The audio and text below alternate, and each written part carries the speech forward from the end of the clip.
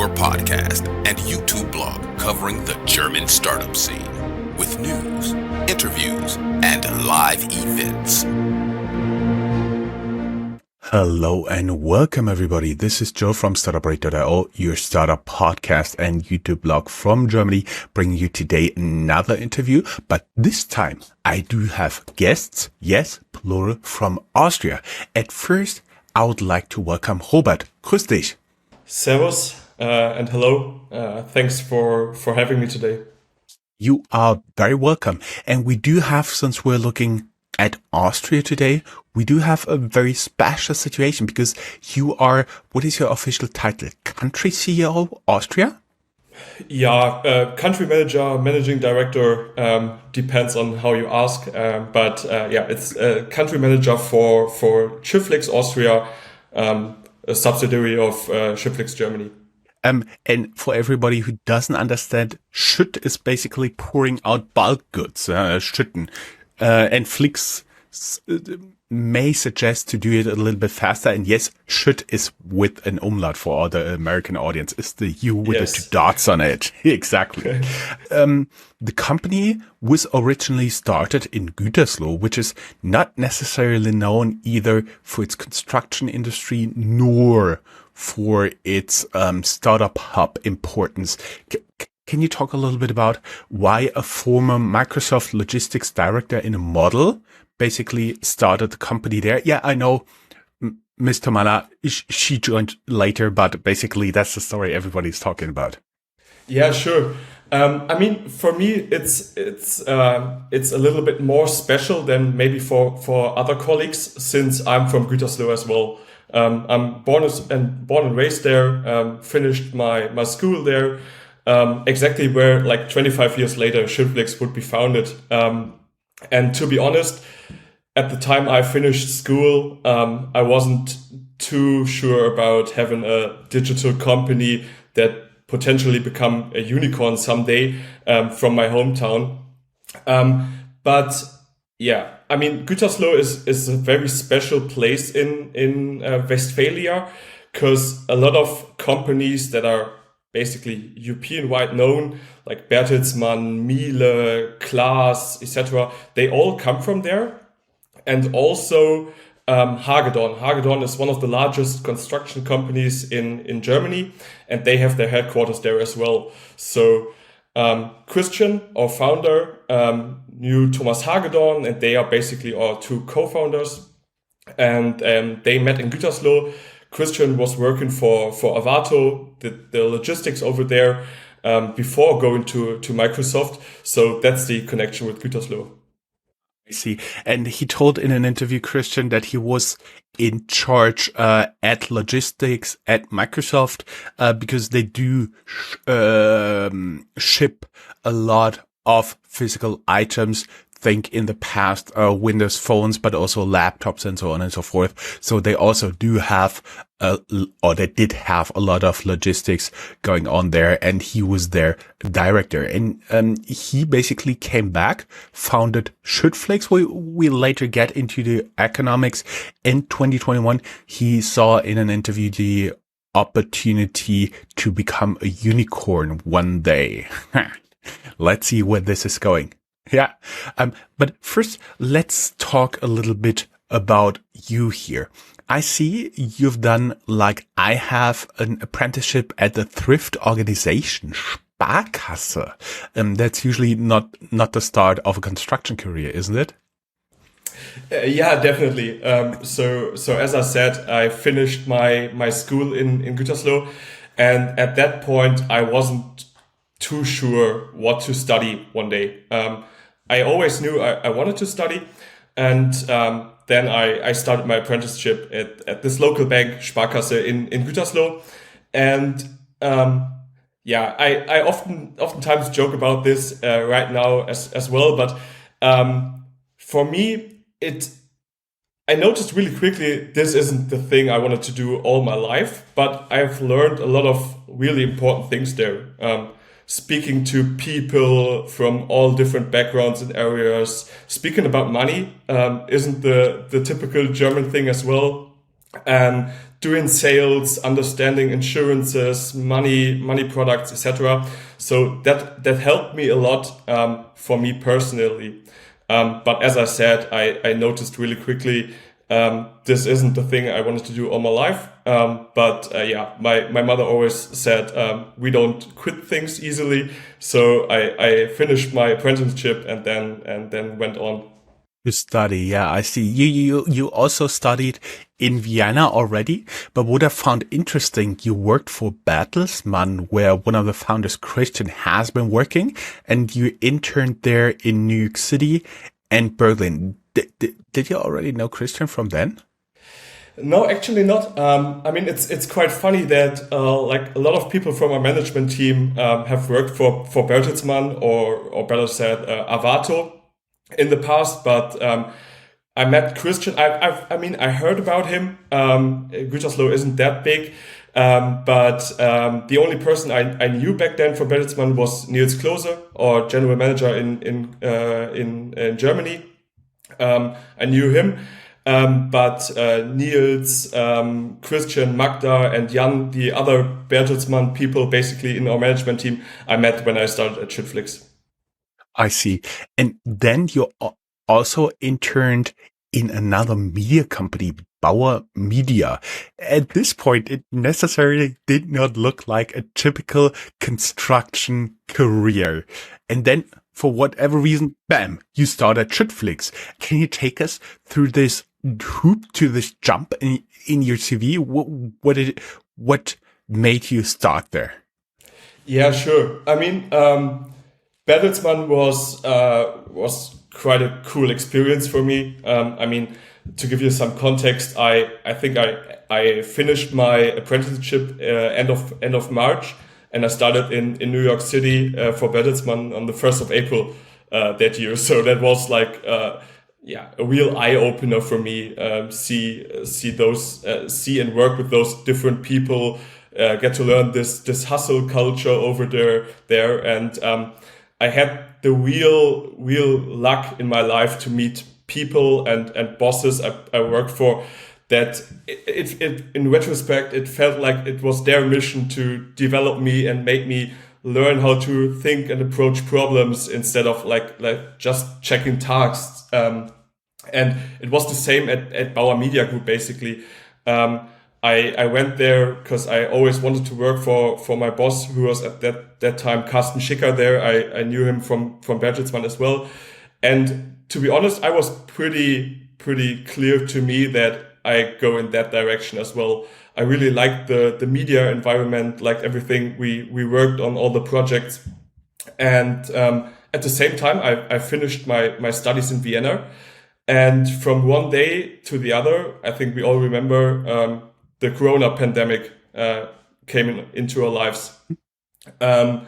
Was pretty crazy time here in Vienna, because I'm not quite sure if all of us remember, but in the first couple of weeks, we thought that maybe this is an Austria thing, because it came from like all the ski resorts.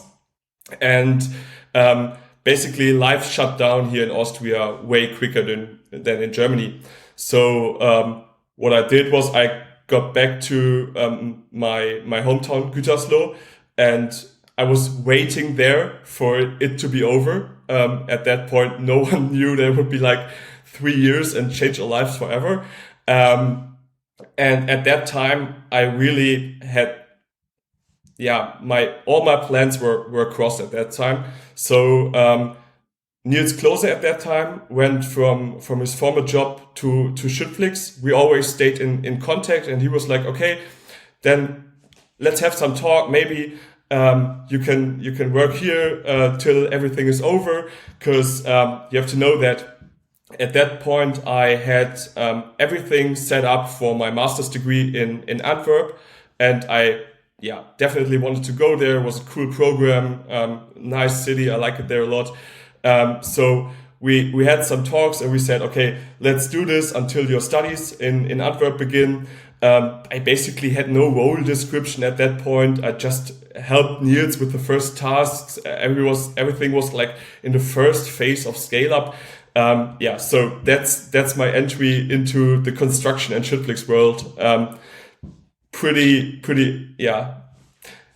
It wasn't clear at that point that I would end up there like for 3.5 to 4 years now. I see. What do you like about the construction industry? Definitely the hands-on mentality. So when I started my different internships, for example, I went to Liverpool to work at the press there. Had a really cool time. Like the people there, but the most I liked there was to get my hands dirty in the whole process, and that's basically the same in the construction business. When I think of like typical days, there is none here. A couple of months ago, I was at a construction site that worked all night because they had to build concrete, and like a couple of hours after arriving there, I was in my yellow construction site jacket with my helmet on, and I helped them to remove the fences there. There is no typical day in the construction industry. It's hands-on mentality. It's easy. Everything relies on words. So I really like that about my industry here. Talking about the industry, I have some data from your founder from another interview that he gave. He said there are 1.5 times more trucks used to transport bulk goods than there are taxis in Germany. And each of those trucks makes 6 times more revenue each day. 6 times more revenue each day than a taxi, a cab. Are those economics roughly the same in Austria? I haven't checked the numbers lately, but that's my latest part of information. I think a taxi approximately makes like 200 to 250 euros revenue per day. Might have increased a little bit, but it's approximately factor or times 6 in all of our markets, I would say. Yeah. Mm-hmm. And also, what made Christian start Schüttflix is he said in one interview that there's no real big player in shipping like all those bulk goods, where admittedly the biggest user, because there are other bulk goods, but the biggest user is the construction industry. Would you also agree to that? Yeah, definitely. I mean, the founding story of Christian, how he founded Shipflix or came up with the idea is pretty cool. I think he talked about that several of times, but he has a farm basically close to Gütersloh, and when you have such a farm, you need bulk goods for renovations or for a playground for your kids and all that stuff. And the market is super regional and super fragmented. So it's for an average person, it's quite tough to get information and good prices for bulk materials. So yeah, the story still works, is intact. So yeah, I would say that's correct. I see. First question is, you're also an asset-light business model. You're more into the digital logistics, more like an Uber or Flixbus. Yeah, exactly. So Shipflix is 100% asset-light. Shipflix is basically just the frame to enable those kind of businesses. We have people that need building materials, so our clients. Then we have the forwarders, we have the suppliers. Since like last 2 years, we have our own disposal products. So those disposal companies came into the mix as well. But Schüttflix is always the central construction partner. So we are basically in the middle of this triangle, and we connect those people on one construction site. Would you consider yourself a competitor of guys like Uber Freight or Sender? I mean, competitor is a huge word, but we live and work in the same environment, basically, where we ship freight via trucks, trains, whatever, boats. But they are not into bulk material that much. So basically, to come back to your first question, I think it's still the same as Christian said. There is no real competitor in this business, but there are other digital companies like the ones you said in our environment. And so far, the investors really like your business model. I've seen you raised more than 100 million US dollars from 13 investors, according to Crunchbase.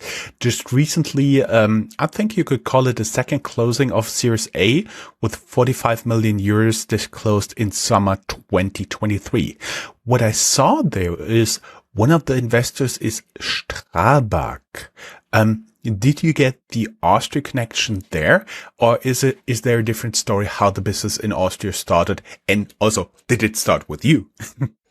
Yeah, that's basically a two-parter in my answer. So, Strabag, of course, is an important player, but the Austria connection originally starts way before that, since one of our first venture capitalist strategic partners was Speed Invest from Austria. And funny enough, now they sit in the same building as we do, and that's pretty cool because we have the close contact with our partner there.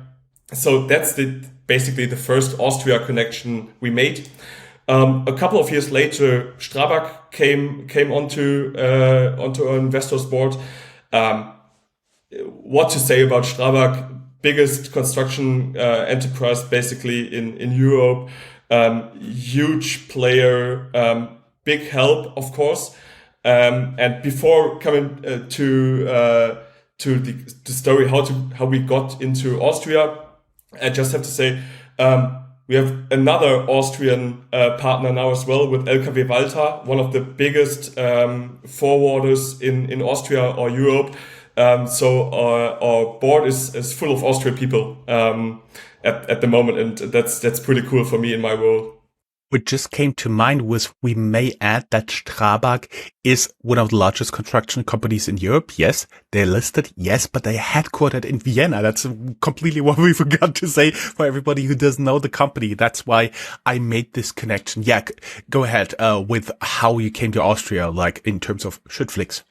Yeah. So at one point, roughly 2.5 years ago, management made the decision to go into 3 more markets. And whenever we talked about that at that time, from a company that is basically from the western part of Germany, everyone was talking about maybe the Netherlands or Belgium, because it's way closer to our core business at that time.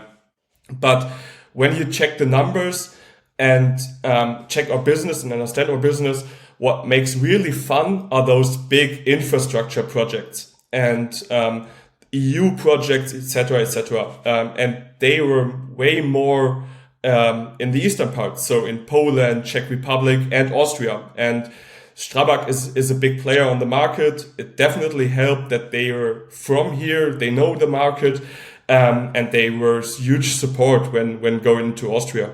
Definitely, yeah. Mm-hmm. How do you see the business in Austria? Is it harder than in Germany? Is it different? Harder is definitely the wrong word.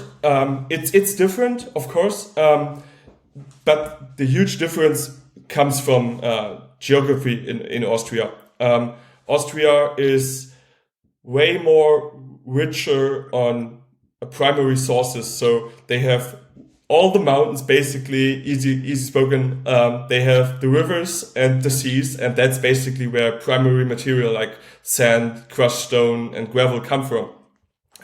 So in Germany, from a geography point, you have in the north, you have originally a lot of sand, and in the south, where the mountains begin, or in the middle as well, you have a lot of crushed stone, and that develops into, in Germany, having a lot of retailers that basically are pins between those areas, because what they do is they buy material in huge stock and they put it onto their place and sell it from there.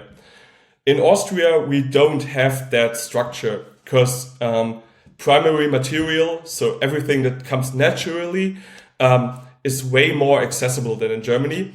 That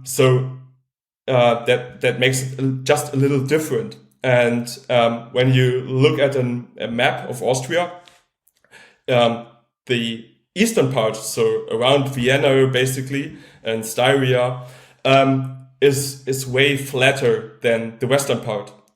So that's naturally where we started, because in the western part, and I hope all my fellow Austrians understand what I mean, is that basically on the right side of the street are mountains, on the left side on the street are mountains, and the street is connecting like two villages. So it's way tougher to get like a platform and a marketplace going in that region.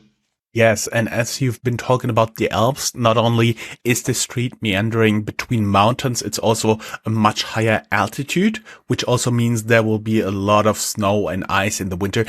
Before we talked, he said, we don't have 12 months of construction business here in Austria for the most part. It's more like 7 or 8 months, right? Yeah. I mean, Austria is a beautiful country, and basically you have 12 months of nice climate, whatever you're looking for. It's warm right now. In the winter, you have like the ski resorts in the western part, huge mountain bike and hiking scene as well. Beautiful. But when it comes to business, especially in our business, it's quite different, because, for example, from January to basically the beginning of April, it's too cold to have construction sites with concrete or asphalt, for example. So all those plants open in the beginning of April to mid-April. So for the first 4 months of the year, we have to do other business than our core business. And that's basically the same at the end of the year, because from November to December, it's so cold again that all those construction sites stop. So basically we have like 7 to 8 months of real business. And what kind of business do you do outside your normal business? I'm curious. We are doing a lot. We are doing a lot, actually. Just yesterday I had a request from one of our partners that ships sherry pits. So from one side of the country to the other. We do a lot of disposal work for the farmers, because they get prepare their fields for the summer. So basically we ship everything that fits into a truck. We have solutions for that as well. But like our core business starts then at March, April, I would say. You said there is more availability of the goods. The logistics are a little bit more complicated, at least for a logistics company. And I was wondering, do you also sell the same goods? Is the market the same, or is there also a difference? I would say it's the same. I mean, due to having regional differences, as explained in Germany, the German market is a little bit further, I would say, with recycling materials. So whenever you don't have sand, you are able to use, if allowed on that construction project, recycling material. In Austria, there isn't that much need for recycling material at this point. But we will get there in terms of like circular economy. We will have to improve that and reuse material. But at the end of the day, it's the same materials we do in Germany or Czech Republic or Poland, I would say. I see. So how do you like Austria, and can you see yourself staying here for a few more years? I mean, the fact that I came back here speaks for itself, I would say. I really like the country. I like the people. Having done my studies here helps me a lot at this time. Maybe just to tell a little anecdote. In my first week, I went to one of our partners in the north. We had a really good talk about business, and in the moment we said goodbye, he was like, and by the way, when you come next time, would be cool if you bring somebody who speaks all language. And I was like, okay, What? nice to meet you as well. But that's not even 1% of the people I talk to. Most people are really open, and it makes a lot of fun working here. I like the city, especially Vienna is one of the nicest cities, especially to live in the summer and spring. So yeah, nothing to complain about, as we say in Westphalia. But it's also a beautiful city in the winter, especially for the Christmas markets. I know, personal experience. Also, of course, we can't get around this. We have to tell all the people like Sachertorte. Sacher is still up and around in Vienna, as well as Fliegelmüller, where you get Wiener Schnitzel. Yes. Wouldn't say you spit the secrets of the best places, but they do it. That hurts. But they do it for nearly 100 years, I would say, and that they do it for a reason. So of course, Hotel Sacher with the Sachertorte, go to Schnitzel, can't get around it. Käsenockerl, cheese pasta basically. Go to the Naschmarkt, enjoy summer, spring, winter on the Christmas markets. Yeah, it's not too bad over here. One of the hidden gems for me was in my summer trip was Manner. That's a company that produces some sweets, sometimes of waffles, but you can also go there in very old, very, very nice, building, very nice, flagship store. And, you can get there a lot of sweet treats. Love it. A lot of sweet treats and cool merchandise as well. For everyone who remembers those 2000 ski jumpers. They had all those helmets in the light pink with Manner on it, and all the caps. So that as well, to get some retro feeling as well. That sounds pretty good. We have talked highly about Austria. Where do you see a few areas where they can improve, maybe outside of the weather and the geography of the country? I mean, like all the typical facts about Austria, like housing market, it's top notch in Europe, I would say. Speaking from my point of view, it's digitization in the construction industry, of course, but that's not an Austria thing.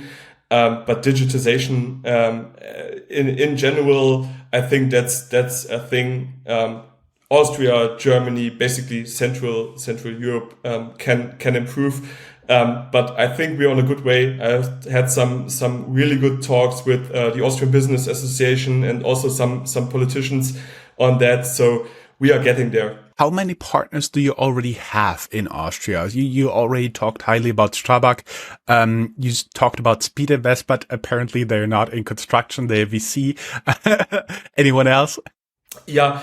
So in Austria, just to give you some perspective on the numbers, globally, Schüttflix has about 12,000 partners at the moment on our marketplace.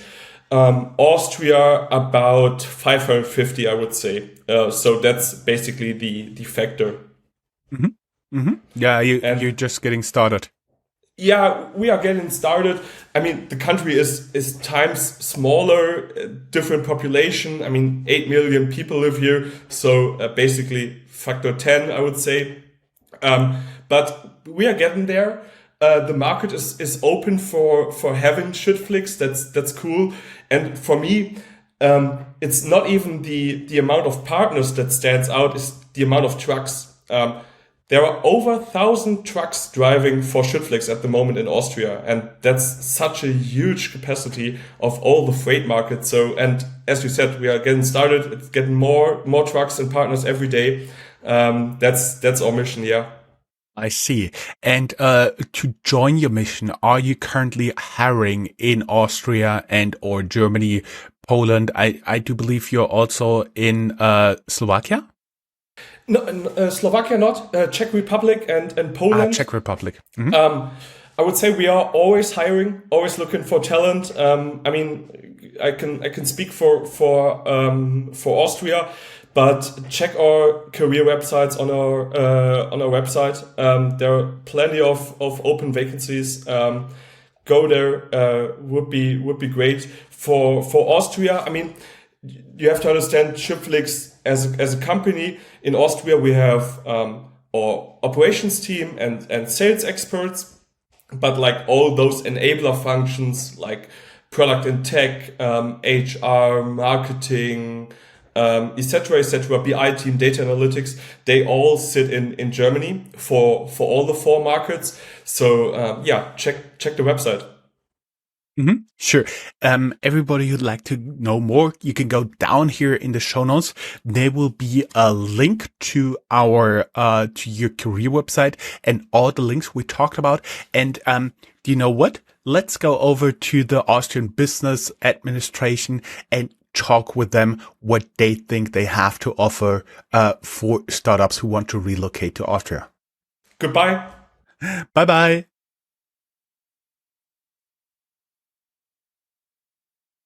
Hey guys, hello and welcome. This is Joe with the second part of the interview with ABBA, the Austrian Business Administration. This time I actually welcome somebody from ABBA here. Hey Jan, how you doing?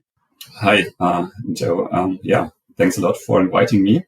Really looking forward to this session, and thanks for featuring Austria and our startup ecosystem. Sure, totally my pleasure. Since this is kind of an addendum to the Schüttflix interview, we'll cut a little bit short your introduction and get to the most important points.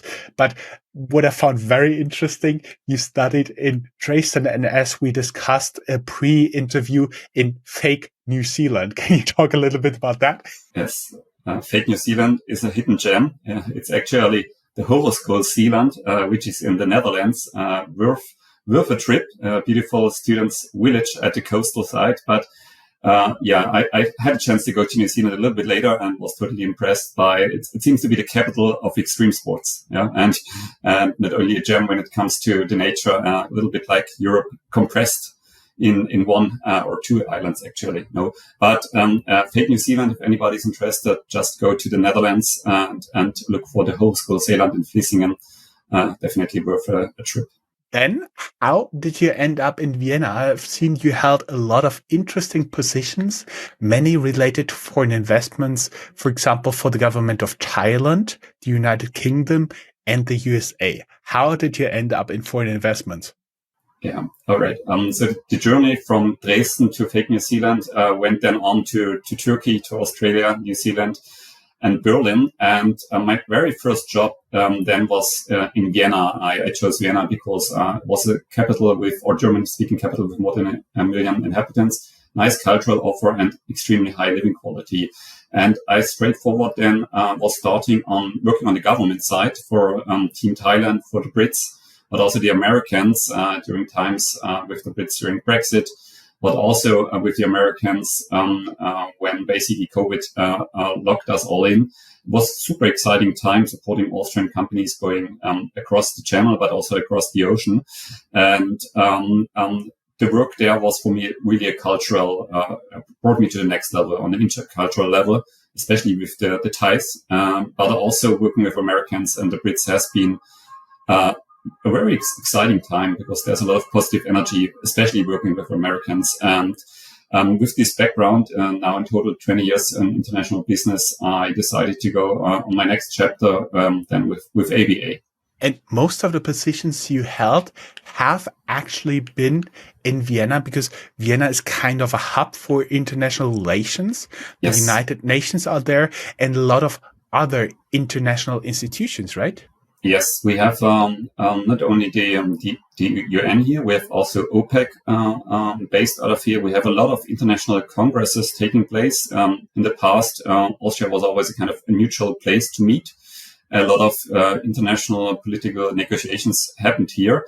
And it's still kind of a bridge between within Europe when you look further east or southeast and Western Europe. And this makes it super exciting because Vienna is also kind of a little bit a magnet for talent from all over the region. And you can feel it. You see it in the streets. You see this also when you work with businesses. A lot of the Austrian businesses are heavily involved, especially in Central and Eastern Europe. And this has quite a history. When you look on Wikipedia for the Treaty of Vienna, you see treaties going back to 1606 and as recently as 2015 on the Iran nuclear deal framework. So Yes. It has quite a history of international relations. And now you are working for the Austrian Business Administration. Can you talk about your current duties? Because I saw that you basically focus there on three pieces from the headlines: invest in Austria, work in Austria, and film in Austria. Yeah, that's the last one, especially curious. That's the most exciting one, of course. And sorry, just to correct a little bit, it's the Austrian Business Agency, but we are part of the administration. That's absolutely correct.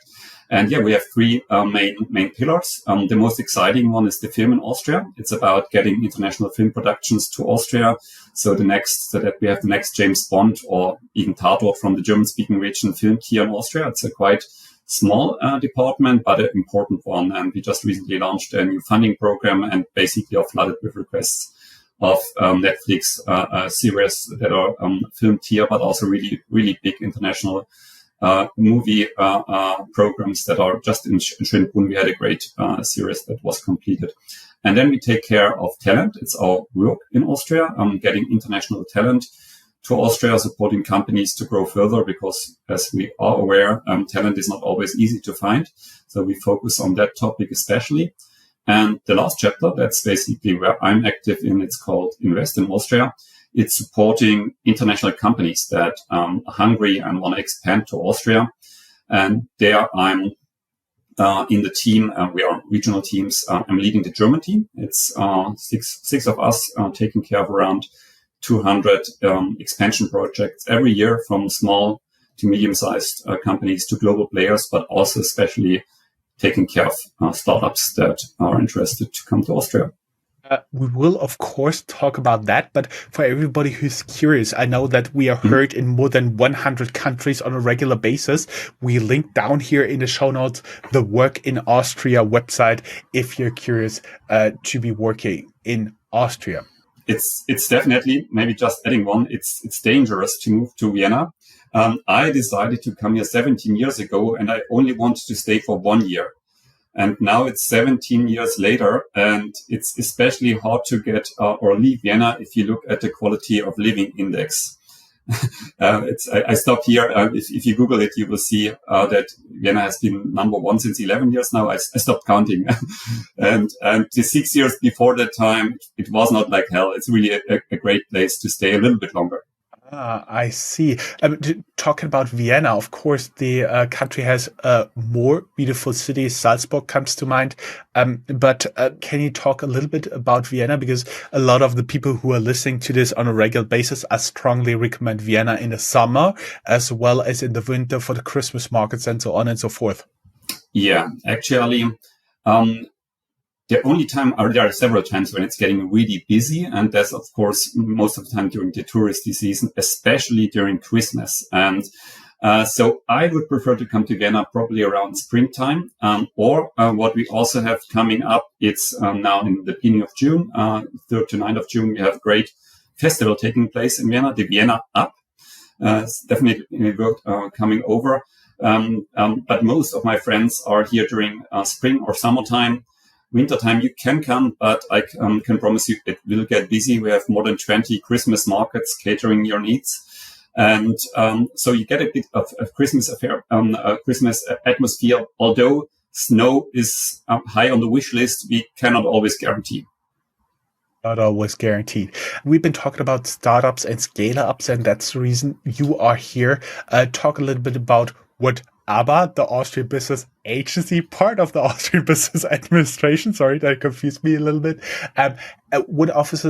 What incentives does Austria offer for digital companies, particular in terms of taxation and startup support programs? Sure, absolutely. Just in one sentence, what we do, and then I go and give you a general overview. So ABA offers anything from a very early stage market research funding and tax advice, finding employee number one, finding a co-working space, and basically getting started. Yeah, also supporting business development and so on. That's completely free of charge. But overall, Austria offers, I must say, an excellent early stage, let's say pre-seed or seed funding programs and incubators. So that's very likely unseen in any other country in Europe, especially in this very early stage. Yeah. There are a wide range of programs that are on a national level, but also on a federal level. So especially, for example, in Vienna. And what is really good news at the beginning of this year, and actually the startup community was fighting for this around 6 years, is that we have a new legal entity form. It's called the Flexco. In a summary, the Flexco offers a quite modern legal framework that caters to the needs of startups, offers more flexibility than a classical limited. It simplifies capital requirements, or if you want to have special share structures, employees should get some shares of your newly incorporated company, and it's relatively easy to set up, and also from the capital that is involved, very let's say cost efficient, so to say. On the tax end, there was a tax reformation, so to say, where we lowered the corporate tax from 25 to 23%. This is especially, for example, compared to Germany, where there's also some additional business taxes, very competitive. And additionally to that, I must say we have a couple of startup hubs now. Next to Vienna, I must mention Linz is really booming, as well as Tyrol, not only known for their Alps, but also in Innsbruck, a very lively startup scene. Same is true for Styria and Graz. Can you talk a little bit about the digital infrastructure? Because we've been talking with Schüttflix, and basically they said, well, if you deliver a lot of stuff high up in the Alps and there is snow, basically we have 7, best case 8-month season here. But if you're talking about digital products, as long as you have a reliable digital infrastructure, that's a completely different ballgame. Absolutely. And I'm absolutely aware that especially the Nordic countries are doing a very good job on this point.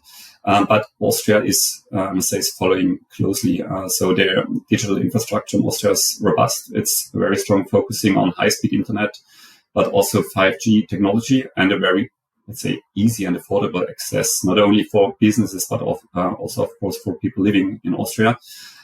So over the last years, there has been a strong focus on the expansion of a very powerful broadband internet nationwide.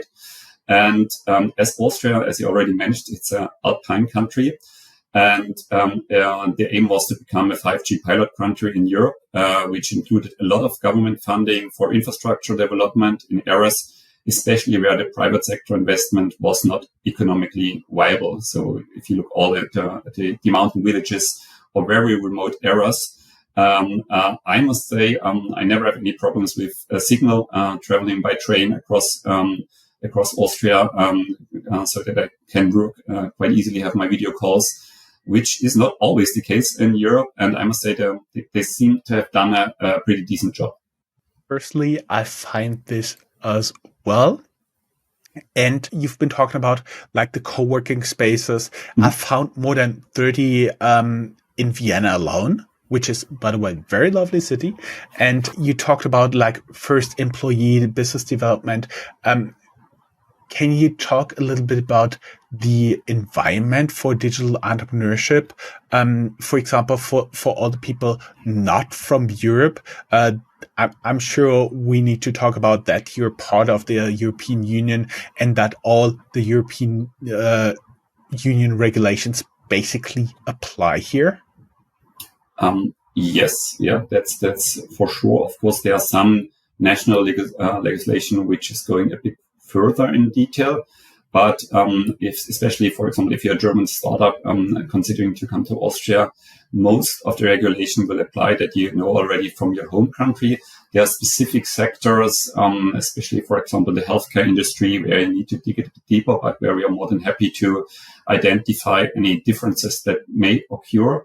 And we have a very international startup scene, especially in Vienna, as it is especially a magnet for Central Europeans that tend to move to Vienna, and which helps us also to have a very diverse talent pool here, and a lot of coders, developers from these countries moved over. But of course, there's some European regulation, but we, in special cases in the finance sector and the healthcare sector, it's good to have a first check with us if there's anything that needs to be tailored to the market. We are in the process right now. I have 2 projects where the companies start in Austria, but build or adjust their products according to the Austrian needs, as there are some small adjustments when it comes on the accounting level, for example. So there's some tailoring is needed. Austrians love it when their product is tailored to the Austrian market in a way that often it's underestimated. People say, okay, Austria, probably exactly the same as in Germany. But I just can say from experience, the more you tailor or the more you speak the language of the Austrians, and there are more than 10,000 different words that are different than German to the German original, so to say. The more that you speak the local language, so to say, that the easier it will get to build strong relationships. And can just underline that networking in a small country is even more important than in a bigger market. Yes, and when I was going through what people know from Austria, of course, Sacher, Wiener Schnitzel, Manna, the waffles, and so on and so forth came to mind, but also N26 was originally founded in Vienna. I also had the pleasure to interview them back in Germany in 2015. Whoa, that was way back in the days. Last year, I interviewed a unicorn from Austria called Refurb with Kilian. Plus, we should mention, I'm not sure if they would classify themselves as a startup, but the company Auphonic is essential to Startup Radio. Without them, our sound would not be that good. They are amazing. Great. Yeah. I just yesterday had my Mannerschnitte, and 2 months ago I bought a Refurb laptop, which made me very happy.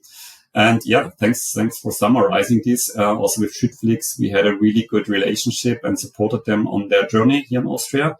And certainly it will Refurb won't be the last unicorn, and there's quite some in the pipeline.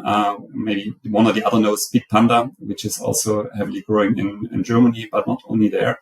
So yeah, Austria is maybe not always number one on the global startup landscape, but certainly developing in the right direction. And I'm happy to be part of this journey, maybe assisting one or the other company that is looking into this lovely alpine country.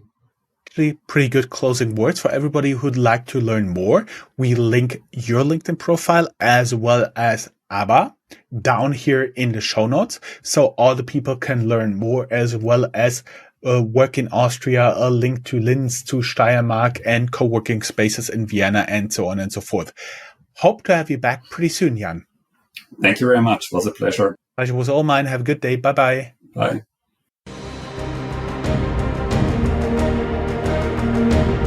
That's all, folks. Find more news, streams, events, and interviews at www.startuprad.io. Remember, sharing is caring.